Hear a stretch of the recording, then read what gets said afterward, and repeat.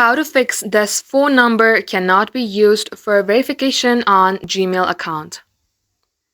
Hey guys, welcome back to our YouTube channel and let us get started. One of the first things that you can do if you are encountering that issue is wait and try again. If you have recently used the number for verification on another account, there might be a temporary block. Wait 24 to 48 hours and try again. The second step you can follow is by checking your phone number. Ensure that your number is entered correctly, including the correct country code.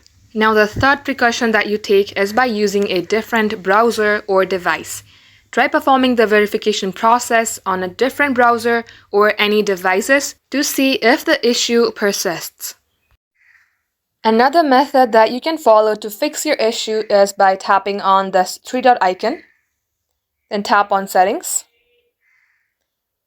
And here you will see Privacy and Security. Tap open that option, then tap on Delete Browsing Data. Here check the option of Cookies and Site Data. Then select if you would like to delete from 1 hour or last 4 weeks, then tap on Delete Data. And this shall fix your problem. Thanks for watching the video till the very end. If it had helped you in any ways, then do like and subscribe.